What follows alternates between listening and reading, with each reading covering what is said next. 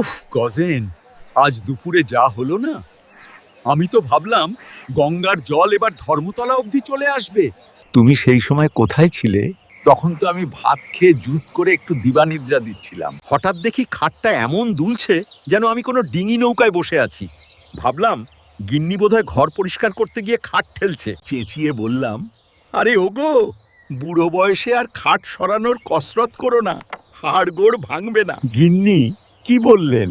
গিন্নি তো তখন রান্নাঘরে।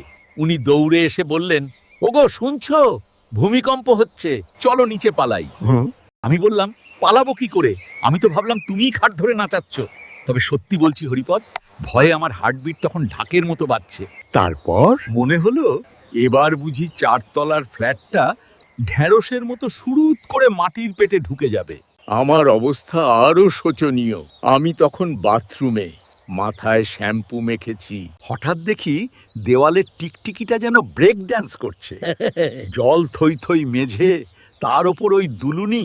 আমার মনে হলো মরণ যদি আসেই, তবে অন্তত তোয়ালেটা পড়ে থাকা উচিত। শ্যাম্পুর ফেনা চোখে ঢুকে ভূত হয়ে অন্ধের মতো হাতড়াচ্ছি আর বলছি, হায় ভগবান, শেষমেশ কি এই বাথরুমেই সমাধি হবে? বাথরুমে সমাধি? তুমি তো দেখছি পুরো মমি হয়ে যেতে। হাঁটতে হাঁটতে বাকি কথা বলি। হ্যাঁ চলো। আমার আবার অন্য চিন্তা। আমি ভাবলাম ভূমিকম্পে যদি বাড়িটা তাসের ঘরের মতো ভেঙে পড়ে, তবে আমার ওই আলমারির লকারে রাখা লুকোনো 5,000 টাকাটার কি হবে? গিন্নি তো ওটার হদিশ জানে না। আমি মরলে তো ওই টাকাটা সিমেন্ট বালির সঙ্গে মিশে যাবে। তাই তখন ওই বিপদের মধ্যেও আমি আলমারির চাবি খুঁজছি। প্রাণ যায় যায়, আর তুমি টাকার মায়ায় চাবি খুঁজছো? ওই টাকাটা কত কষ্ট করে জমিয়েছি জানো? গিন্নিকে লুকিয়ে বাজার থেকে 4 আনা 8 আনা বাঁচিয়ে। তবে একটা লাভ হয়েছে, ভয়ের চোটে আমার সেই 3 দিনের পুরনো কোষ্ঠকাঠিন্যটা আজ একদম সেরে গেছে।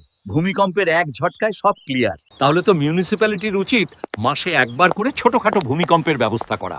বাঙালির পেট আর আতঙ্ক দুটোই সাফ হয়ে যাবে। এসব বলো না, সামনে ভোট আসছে। কোনো নেতা শুনে ফেললে দুয়ারে ভূমিকম্প প্রকল্প চালুও করে দিতে পারে।